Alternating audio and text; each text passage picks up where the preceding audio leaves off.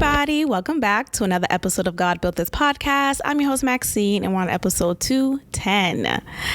Okay, so today is election day. If you are listening to this episode on time, today is election day, and I don't know who I'm voting for. I don't know who I'm voting for. I don't know who's on the ballot. And by the time you are listening to this episode, I will have read the Where's My Ballot page that's on the web that you could go to and access who's going to be on your ballot and the names, who to vote for. Not who to vote for, but like the names at least. And then you could do your due diligence and research and decide who will you vote for. Look, I'm gonna be very honest with you guys.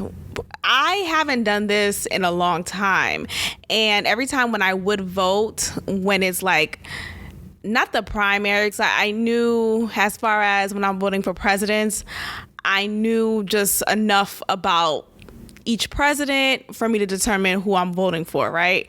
But you know, when it's down to a non-presidential election, so when it's specific to governors, mayors, senators, local townsmen, I have no idea who they are. I can't tell you the names. I just know who's red and who's blue. And y'all already know I am no longer on the train of voting blue no matter who. And I hope you guys aren't on that train either.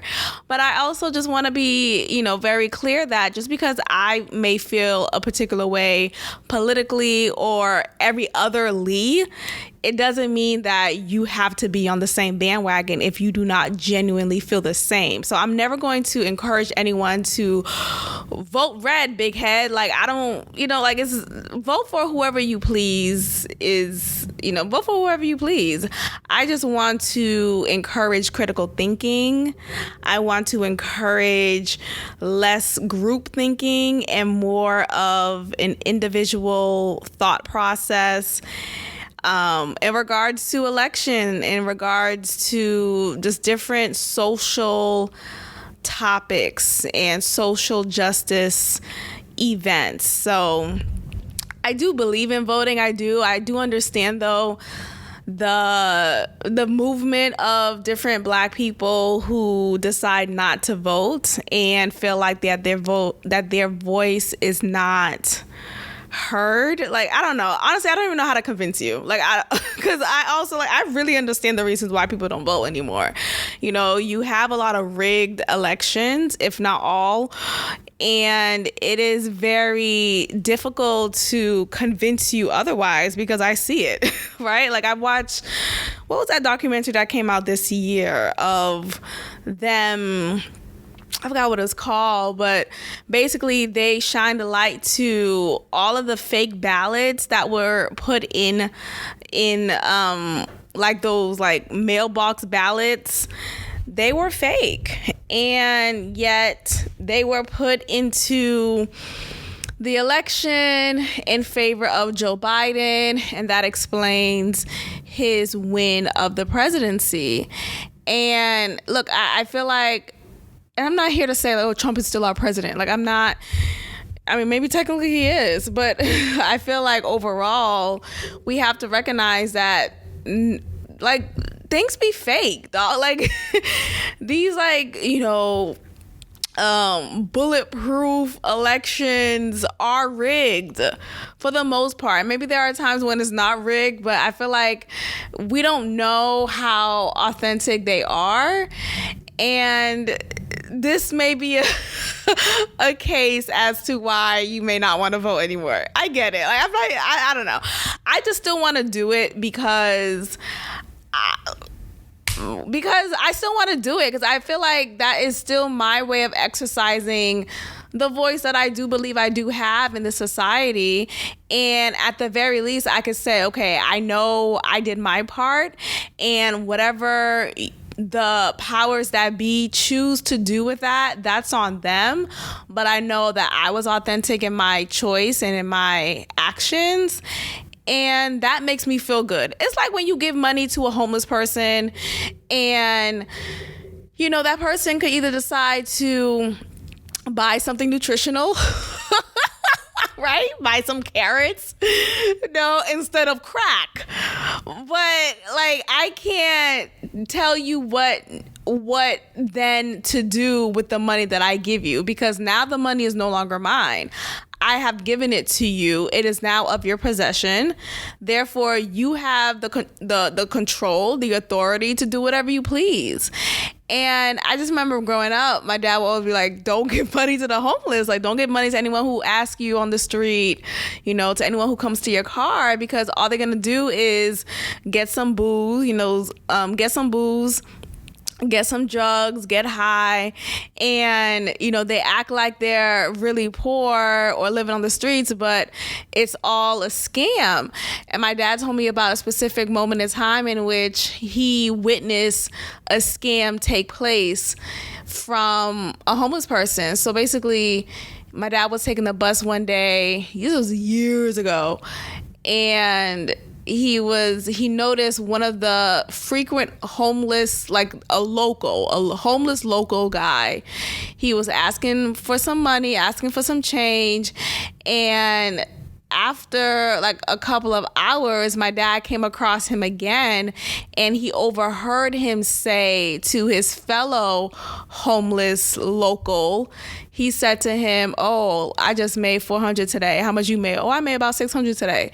And they were just bragging about how much money they made and going over the logistics of how they got that money. And basically they will realize, like, what my dad realized in that moment was, oh, this is their business. This is their scam. And the sob story that they may give you may not actually be a story of theirs, and it may be a side hustle that they have, or maybe they are actually really are homeless and they just are strategic with it. And whatever it is, my dad just had a bad taste in his mouth, because it was like, okay, these aren't real suffering people in his mind. He just saw it as, oh, you're scamming me out of my money, and you're doing whatever you're doing with that money. And he feels like, if I'm going to give my money to you, at the very least, be who you say you are, or like actually be, just authentic in that. Now, people may feel differently about that. Who cares? But I feel like overall, though, when you cast your vote, when you give money to the poor, you are doing your part. And whatever is done with that, so, in regards to the election, whatever is done with that, if it turns out to be rigged or not, at least you could say you did your part, right? At least you could say you still did something. Now, I'm not on some, like, how Diddy back in the day said, vote or die. Like, shut up, Diddy. And first of all, what's going on with him? I feel like he's unraveling. I don't know what the mystique is about him. I know that Carisha from, oh my gosh, what's her group called? City Girls. She's with him, or whatever their dynamic is, and he seems to be with multiple women, and I think she's aware of that, but she still kind of claims him. I don't know. Look, fine. Everyone's relationship is different, and that's totally fine. I'm not judging on that. But I feel like, Diddy, though? Like, I don't really see it for him. I don't know. And there was this instance recently during Halloween. He dressed up as, what's his name? The Joker. And he has this very, what's the attitude? Like, very just egocentric, very much you can't fuck with me, do you know who I am type of attitude. And I just find that to be a complete turn off. So anyway, why did I bring him up? Oh, Diddy, because he said vote or die many years ago, and this was a marketing campaign that lasted to this day. Like, people are still using this rhetoric, and being that Diddy falls under that umbrella of liberalism and how a lot of celebrities are forced essentially to follow that woke propaganda. When he say vote or die, that is meaning vote blue no matter who. And I just find that to be very dangerous. I think for so long we have been, and we as in Black people, other people of color who have been living in America for however long, whether they're immigrants or not, they have been conditioned to believe that the Democratic Party is the party for them, and that you're a sellout if you're not voting blue. And I just feel so vehemently against that rhetoric, and I hope that I'm realizing now, though, like, there are Black people waking up to this bullshit and are voting accordingly. Now, I'm not saying you have to vote red, right? But obviously, those two are the main two parties. So it's either red or blue. Now, there is liberalism. Or no, libertarianism. Yeah, libertarianism. And so that is an option, sure. Third party, you could even write a new name down and vote for that new name person that you just write down. Whatever it is, all I'm saying is don't just vote a party just because you've been conditioned to vote that way. I want you to do your due diligence, just like I will after I'm done with this recording. Or by the time you listen to this episode, I will have done my due diligence and research the people who will be on my ballot before I vote. Because typically what I've done before was, I'll just vote by name. Like, which name sounds cool? Or which name sounds Black? Which name is, okay, this is a woman. Let me give this woman a shot. Like, it's just very ignorant. And I think at this point in my life, let's not be ignorant. Let's not just follow. Like, let's not do things without knowledge. Let's be knowledgeable with our actions. So I hope this will be encouraging for those of you who have done the same thing as I, and now you are going about it differently. Aaron Carter. I remember Aaron Carter from when I was younger. He was one of the teeny bops, trending artists, MTV artist back in the day. He dated Hilary Duff, Lindsay Lohan, and he was like a heartthrob back in the day. He had a couple of hits. I can't think of any right now, but he did have a couple of hits. He has been found dead in his bathtub just a few days ago. And the initial report of this did not really give a detailed description as to how the events turn out for him to die in his bathtub. I, for one, find this very suspicious. I feel like dead in a bathtub is just so, unfortunately, a trend. It's so much of a trend among celebrities. You have Whitney Houston and you have Whitney Houston's daughter, who passed away respectively in the same circumstance. Why a bathtub? I think there's something ritualistic about it, and I find it to be disturbing, honestly. There are a lot of reports about Aaron Carter and how he is or was not in the right mental capacity. So apparently he was alleged to have a couple of mental illnesses. So that includes a number of things: schizophrenia, acute anxiety, I think mood personality disorder, like several things. Now, who knows if all of that is accurate? He himself came on I think it was the doctors talk show back in the day, like a few years ago. I want to say 2018, 2017. And he admitted himself that he has those mental illnesses. So I don't know. I'm skeptical about just like putting that on him, because I feel like there's a lot of fishy things at bay here with his death.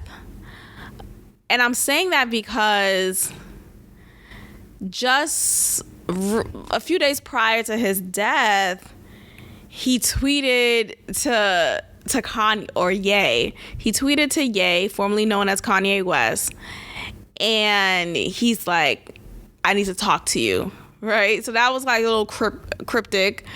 I don't know how to read that too much, but it piles on to what I'm going to say next. So there's that. Then I literally just today came across a video of Aaron Carter.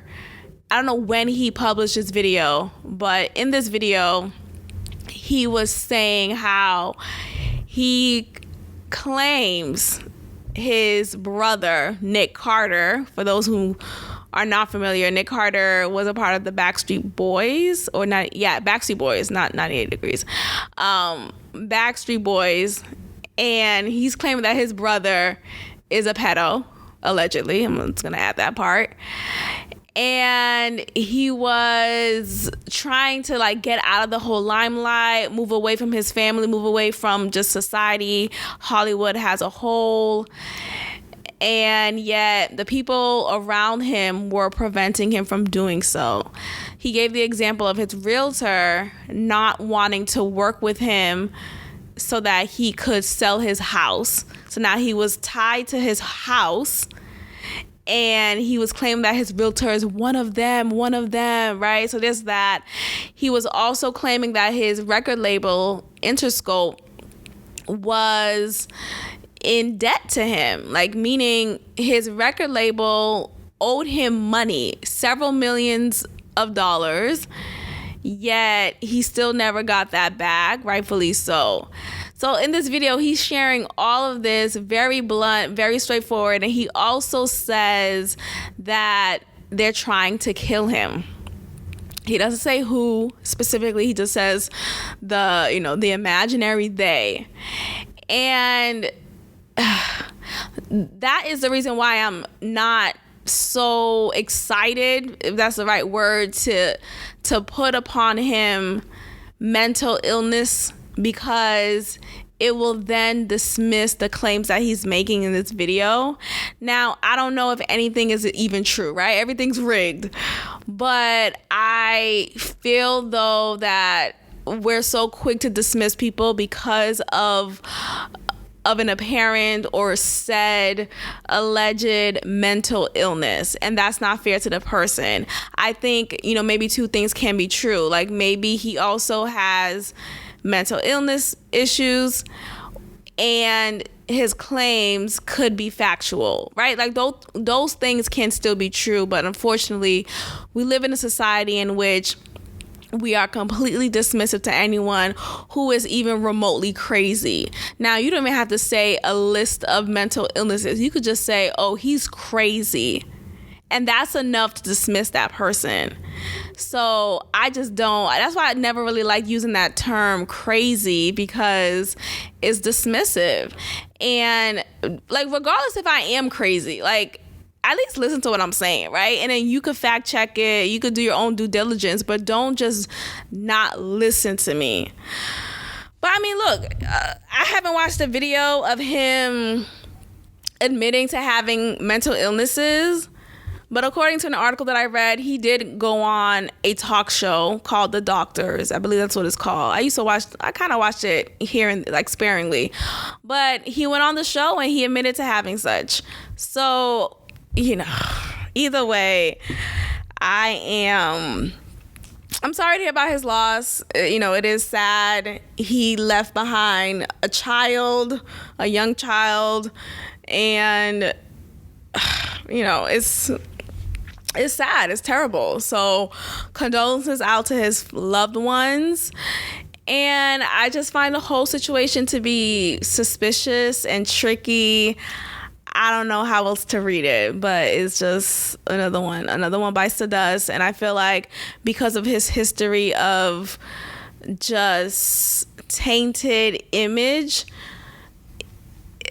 I don't think much will be done in investigation to determine otherwise, to determine that he probably, like, something foul may have happened against him. And they're just chopping it up to be a situation in which he overdosed and just drowned in the bathtub. Moving forward, shout out to Floyd Mayweather. Floyd Mayweather has shown support to Kyrie Irving, and it's good to see it. Outside of, like, the hoteps that I follow, I'm not saying that, like, pejoratively, but I mean, outside of the hoteps that I follow, Dr. Umar Johnson, Tariq Nasheed, and not follow, but, you know, who I listen to as far as, like, their content. I find it entertaining and enlightening at times. They show support to him and other, like, local podcasters that I listen to. But to have someone like Floyd Mayweather on a bigger scale, who is more prevalent and popular, I find that to be commendable. Now, here's the thing. You know, Floyd Mayweather isn't the best speaker, right? Like, and I'm not trying to shit on him, because I feel like it's horrible to make fun of people who are illiterate. You know, I never liked the whole, you know, I'm going to bring up R. Kelly. Is this a trigger moment for anyone? But every time when people clown R. Kelly, they will always speak to the fact that he can't read. And he's just completely illiterate. And I just find that to be just, it's just so insulting. Like, I get it. He's done horrible things, and I'm not trying to go back and forth with anyone on that. But I just feel like if someone's illiterate, and sure, you could be at your big ass age and be illiterate. Like, at some point, you gotta take some responsibility, right? Like, come on.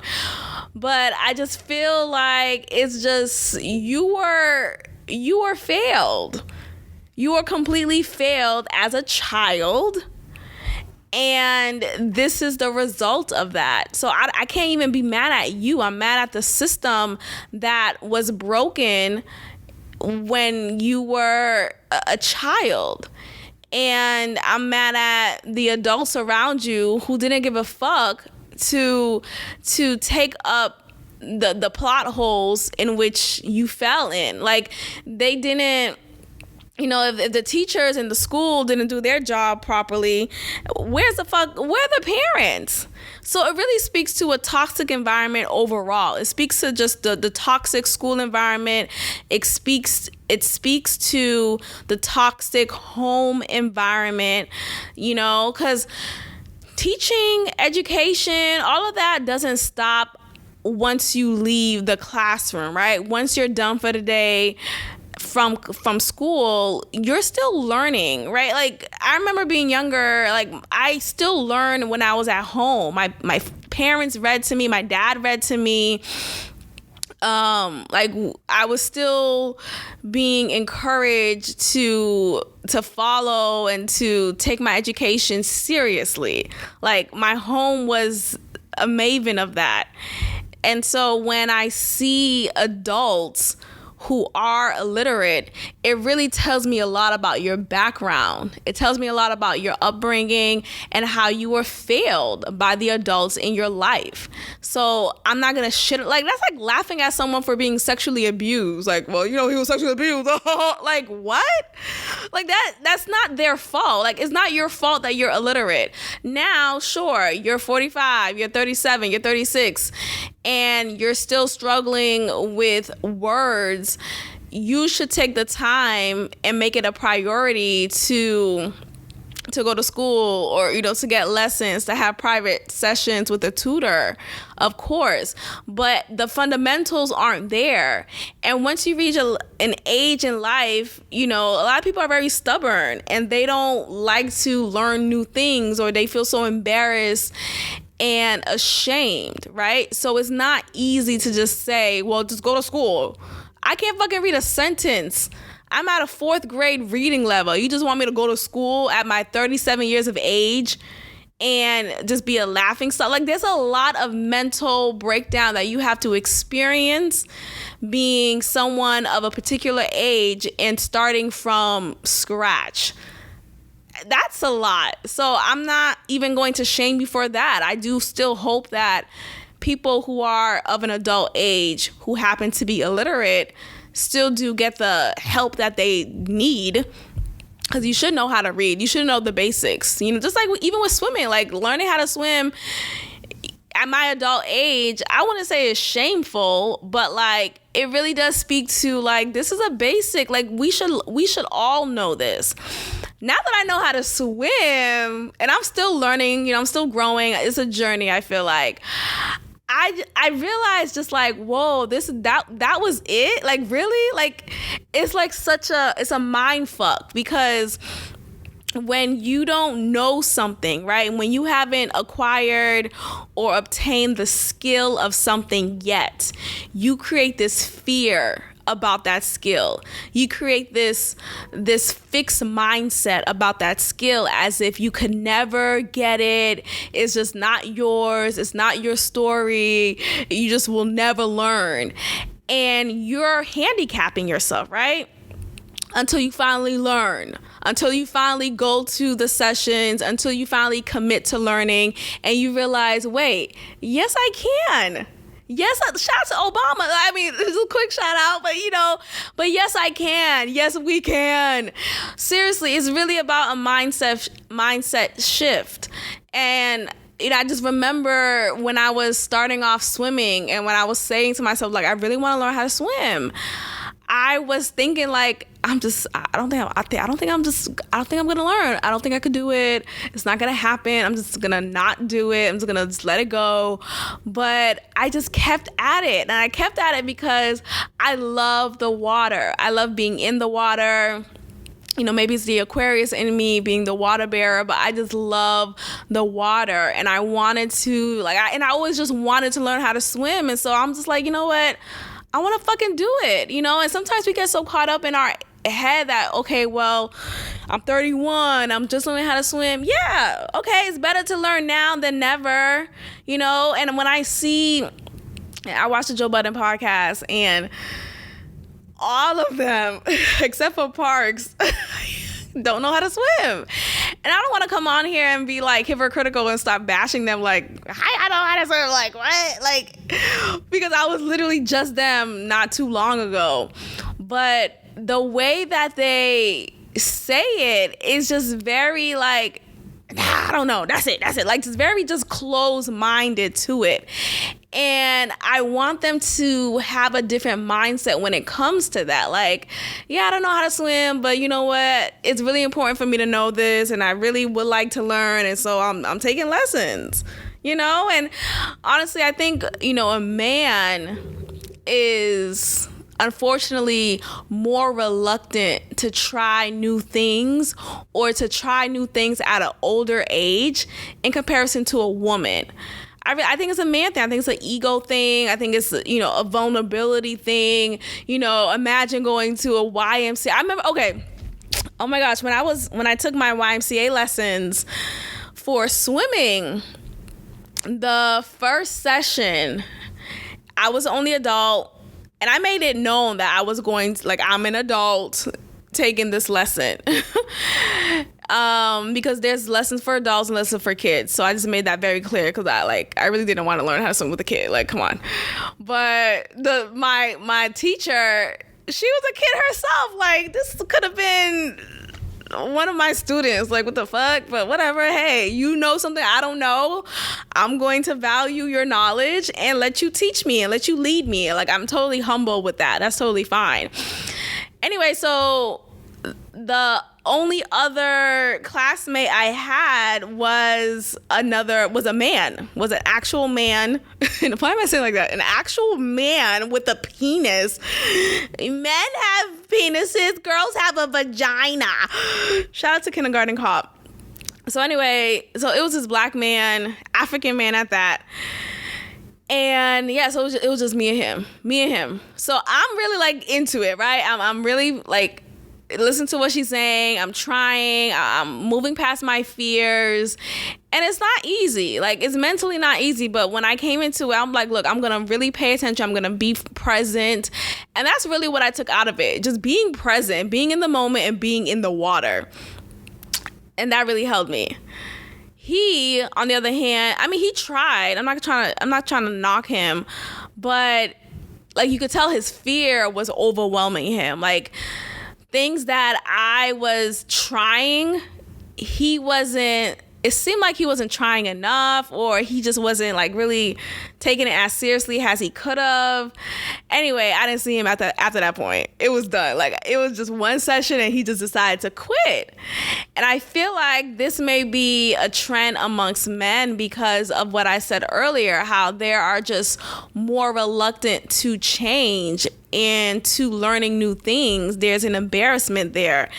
And, you know, hopefully maybe he came back to it at some point, or maybe he found another way to learn. But you got to get out of your head. You really got to get out of your head. It's even when, you know, if you want straight teeth and you never had the opportunity when you were younger to get braces, but now you can.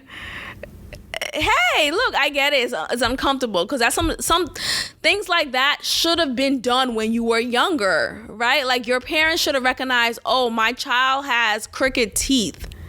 I'm going to exercise dental reinforcement however I can, professionally, of course, to ensure my child no longer has crooked teeth. And by the time she is, or he is, you know, of a particular age, this crooked teeth will be straightened.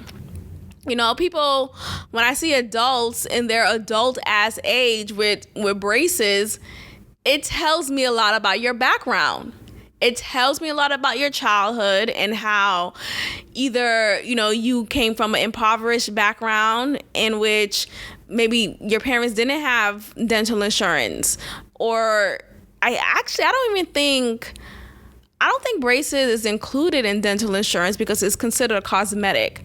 So let's say that was the case and your parents didn't have money on the side to be able to fund that for you. So now you have to go through life with your crooked ass teeth in your young age, and now your adult age, and you're realizing like, damn, I wish this would have been corrected when I was younger.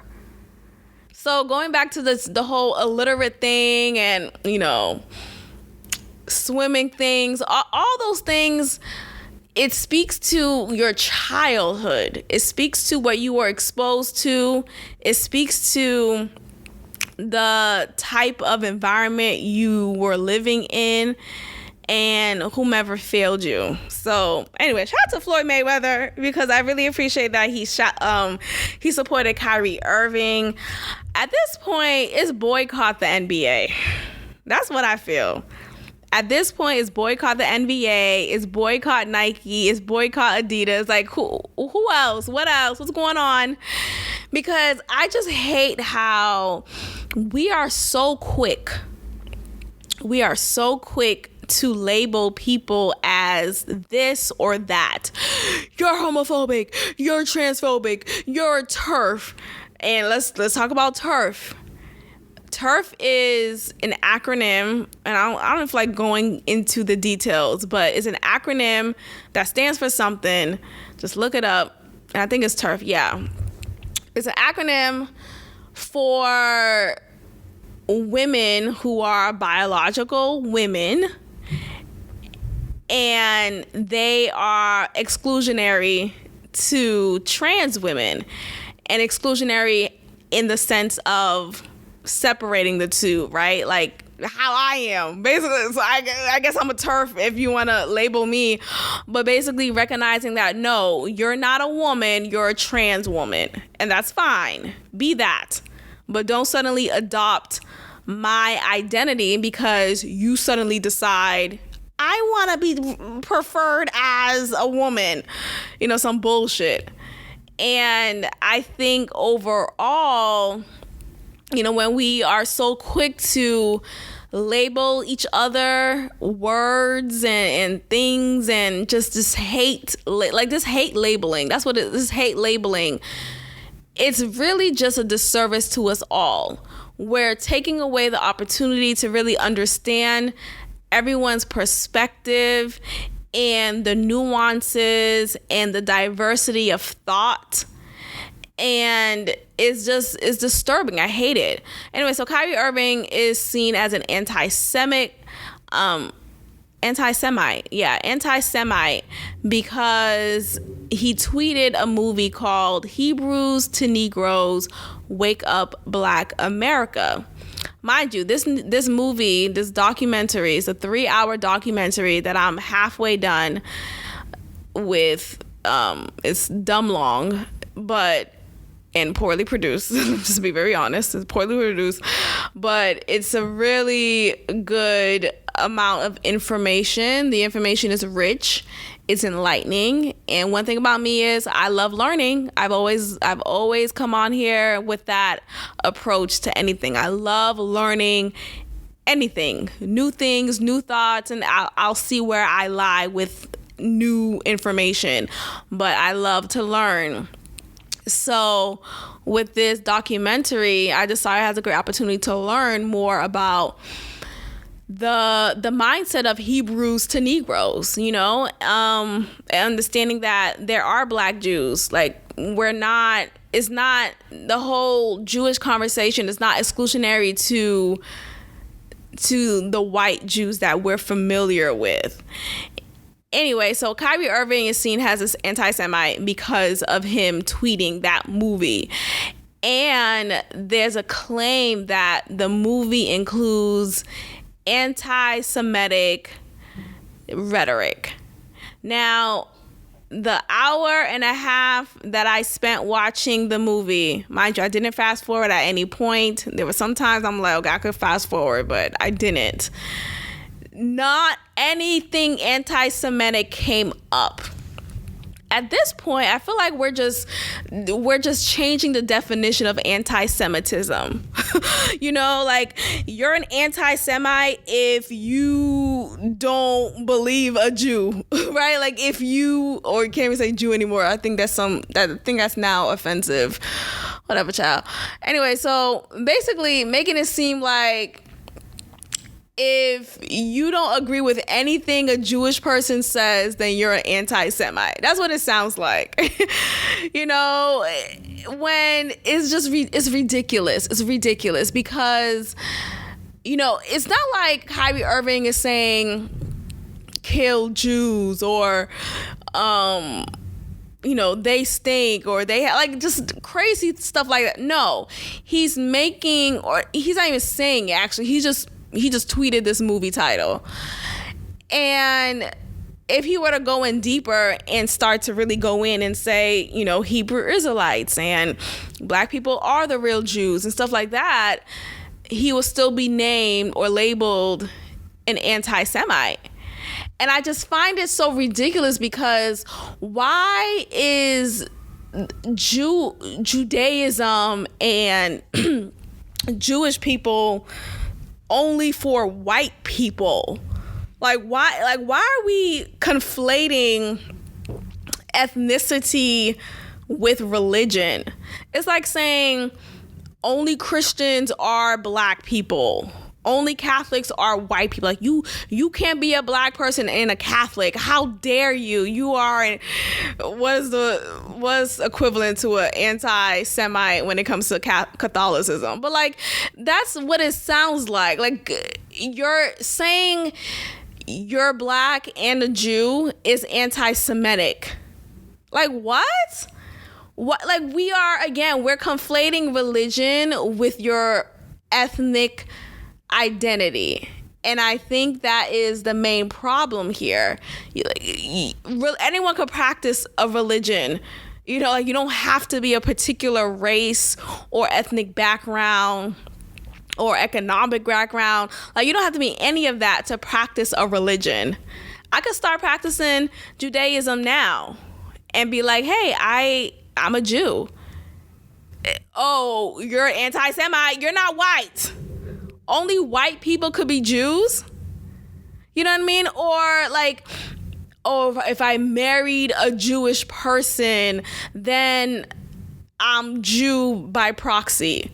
But regardless of that, no, like if I, as an independent, decide to adopt the Jewish religion, because it's a religion, it's not a, like, it's not an identity. Like, people be like, oh, I'm from Pakistani or Pakistan, or I'm from Haiti, or I'm from Spain. You know, so I'm Spanish, I'm Pakistani, I'm Haitian, right? You're naming, or you're describing your ethnic background, right? Some people will really say, oh, I'm Jew. Oh, I'm Jew. That's not an ethnic background.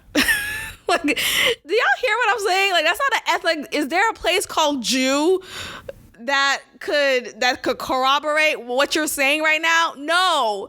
Judaism, being Jewish, that is a religion. Oh my gosh. Am I going to be painted as an anti-Semite? Anyway, so this is stupid. So it just seems like associating black people as Jews is considered as anti-Semitic, and that should not be the case. I just find it to be very lazy. We're being lazy when we're quick to give people these labels. Oh, you're an anti-Semite. Oh, you're a homophobe. Oh, you're a TERF. Oh, you're a transphobe. Oh. Like, can you fucking listen to what I'm saying?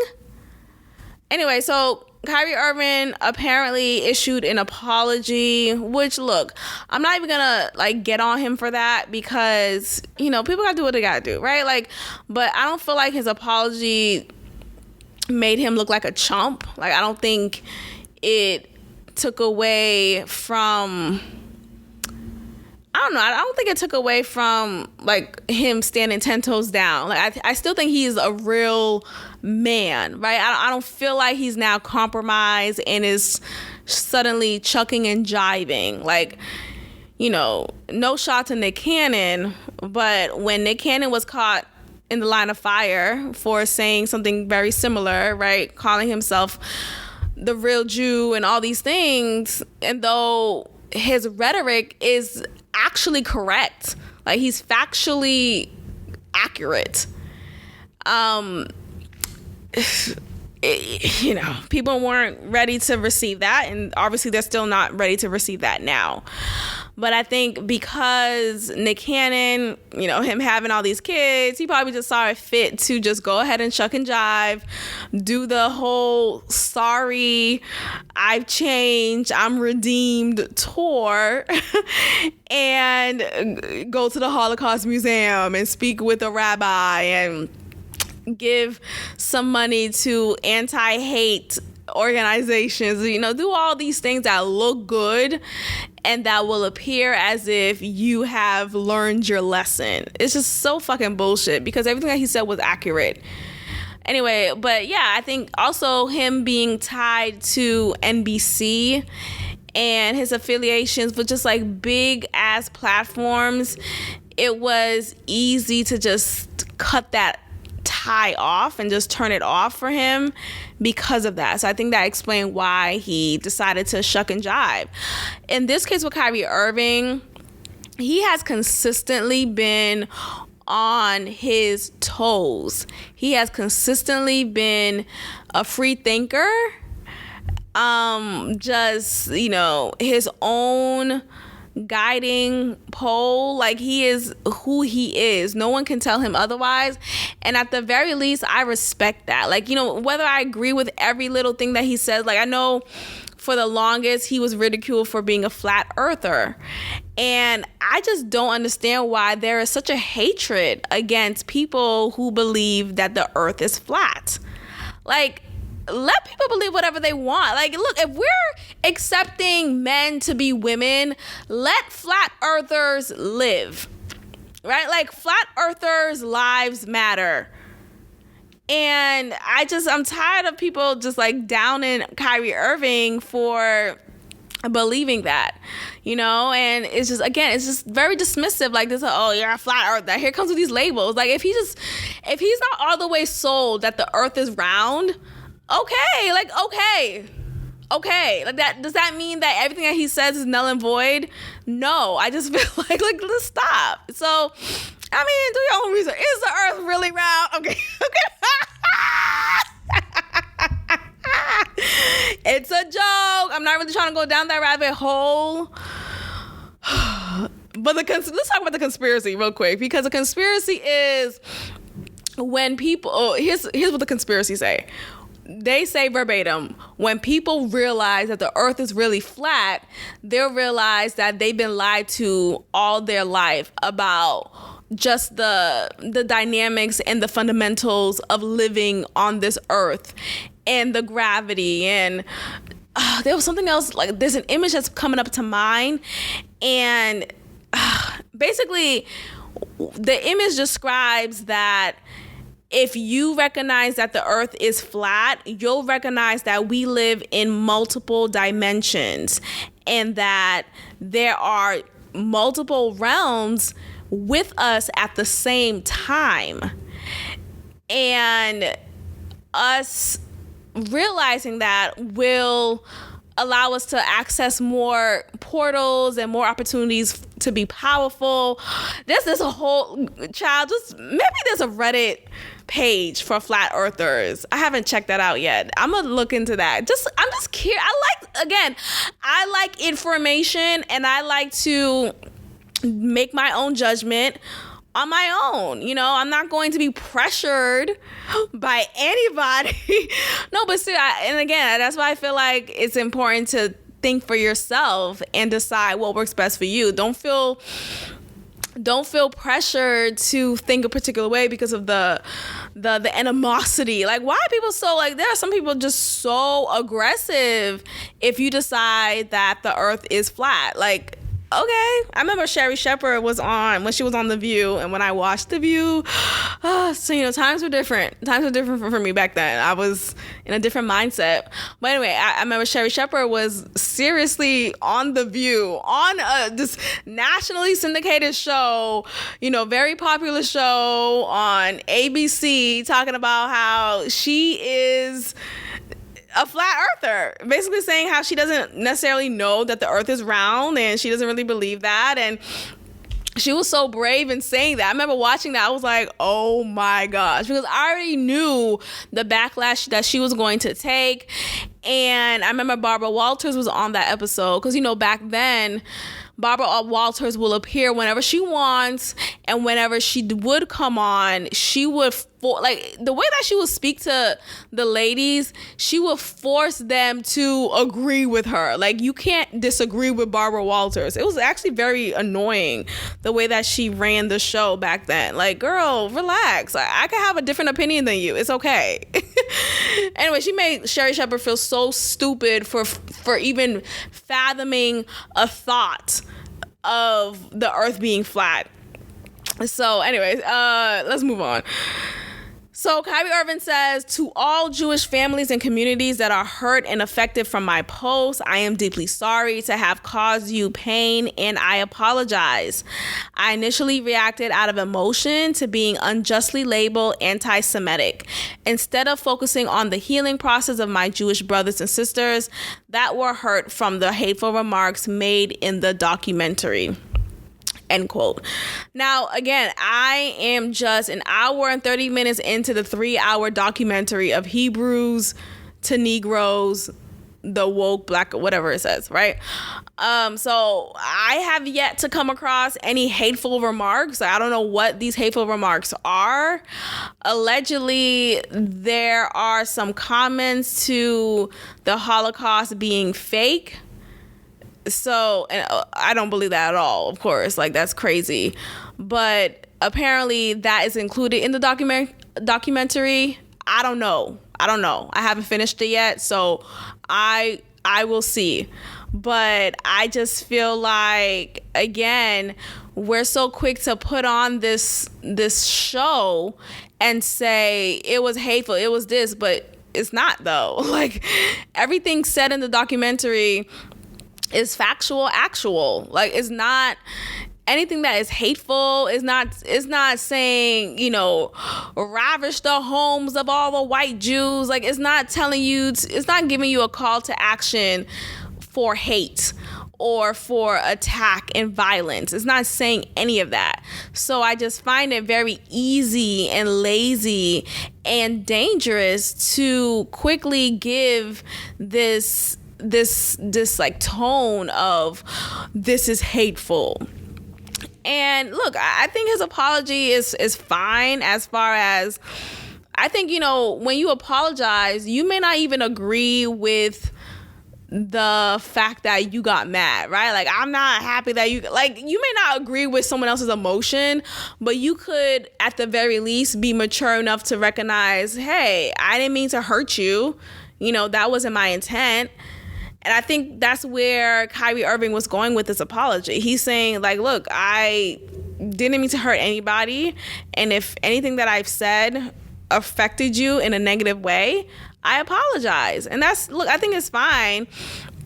I also like that he said he was unjustly labeled as an anti-Semite, because that's very true. Like, nothing about him is anti-Semitic. It's just, again, like, can we just stop?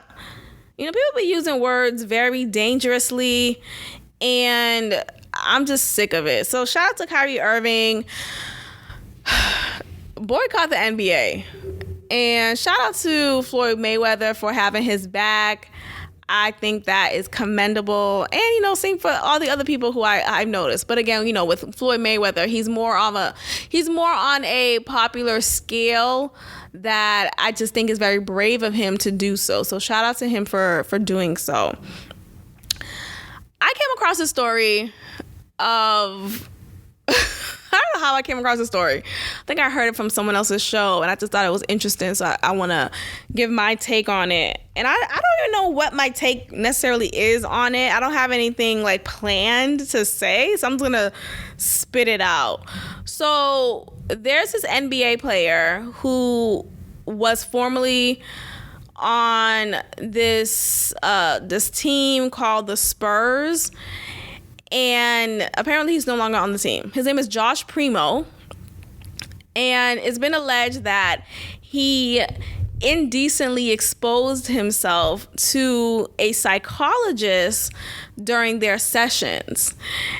And this is a young kid, like 19, like he probably just got drafted, just started playing professionally, and he decided to expose himself, like literally show his dick to this woman who was his psychologist. And not only was she his psychologist, but she was also the psychologist for the team. So she was a team psychologist, and she would frequently hold sessions for respective team members or team players. And Josh Primo was one of the team players, and he's a young black kid. And unfortunately, she is accusing him and suing him and the team of failing to act in protection of her after she has reported several times of Josh Primo for allegedly exposing himself to her indecently. Like, what? First of all, apparently this took place 9 times on 9 separate occasions. I would say after the first time, I'm never meeting with this kid again, right? Like, if I'm the therapist and you have already exposed yourself to me, I'm never going to therapize you again like that. The therapy session, our relationship is over. You know, like there's no way out or there's no way back into it. So I just find it very strange how it could have happened more than once. Shit, never mind 9 times. So let me get into the article real quick because it's weird. It's a weird ass case. Like, first of all, why is he doing that? You know, I don't want to correlate it to his age. Like, I don't know if it's an age thing. maybe it's a mental illness thing. You know, remember with Anthony Brown, there was a recent story of him exposing himself to one of the hotel workers. So maybe there's something to that.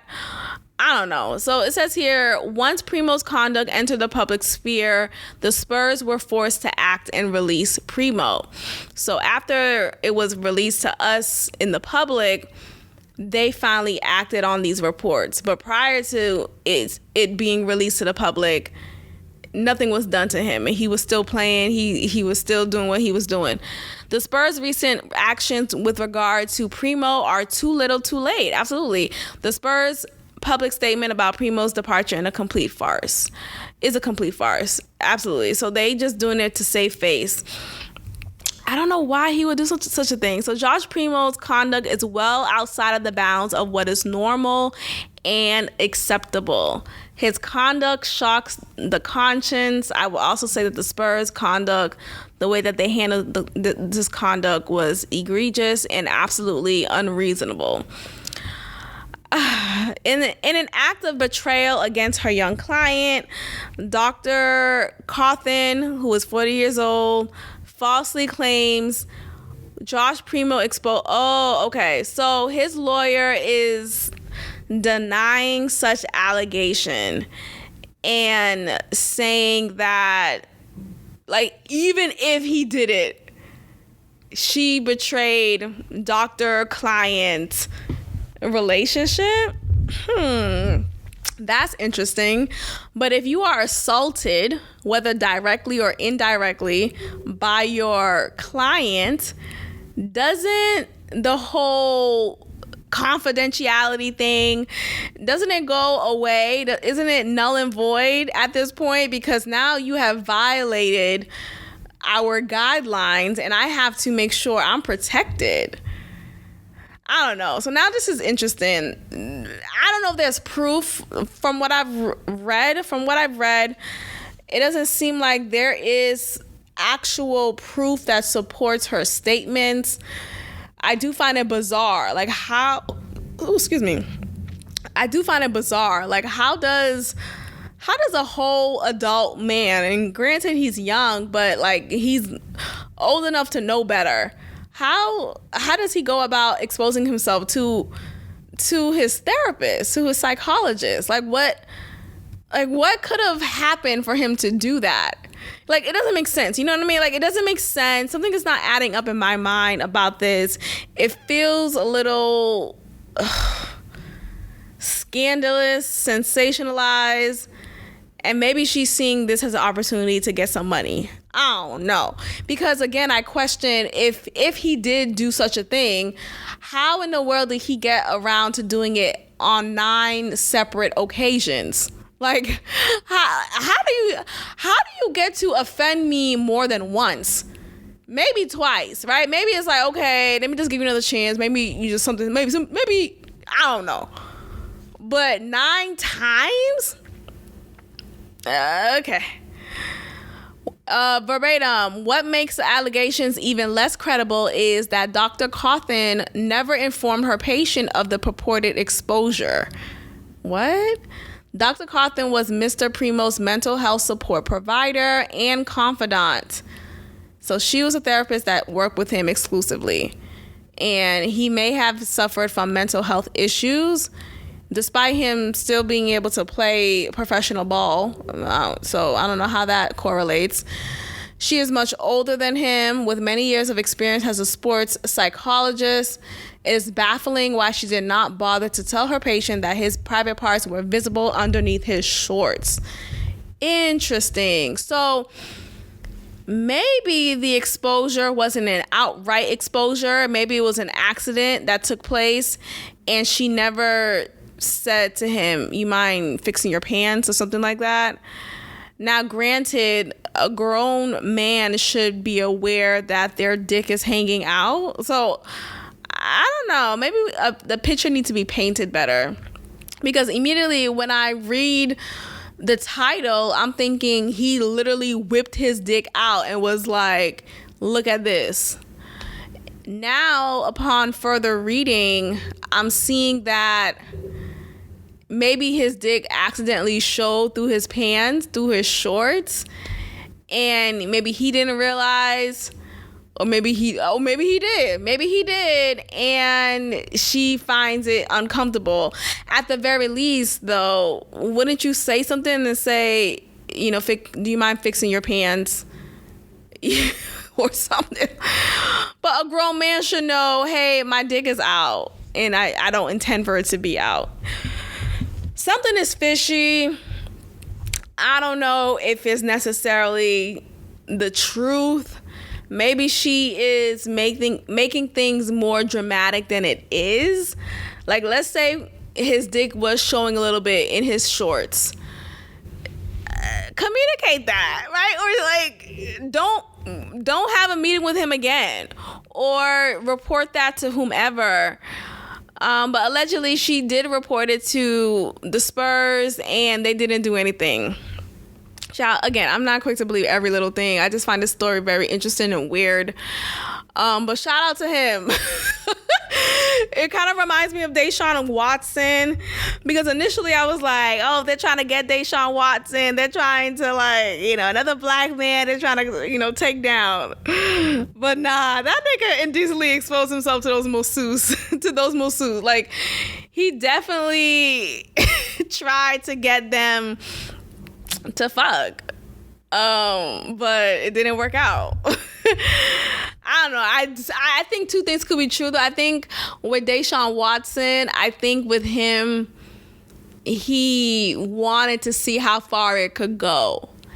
And maybe there have been instances in which it worked, right? Like, oh, you know, he paid them some, you know, little extra on the side, and they gave him a good little hand job. Those things are real. Like, you go to particular masseuse or massage parlors in different parts in the town, whether in America or outside of America, right? Like, I've heard of stories outside of America in which people will have happy endings. Like, that term is not this fictitious thing. This is a real experience that many people have had. So maybe he thought he could have a happy ending with some people who he thought he could be happy with. Excuse me. But that didn't happen. And they saw it fit to expose this nigga and get him for what he was worth. So look, some people are ready and available, right? While other people are like, don't you ever try that shit with me. So, I mean, shout out to Deshaun Watts. I think he's actually suspended. He's not playing NFL anymore, right? Something like that. Ciao. All right, you guys can go ahead and end the episode here. Thank you so much for listening, and I will check in with you guys next time. Peace. Thank you for tuning in to another episode of God Built This Podcast with your host, Maxine. If you liked it, leave a review, share, and subscribe. God bless.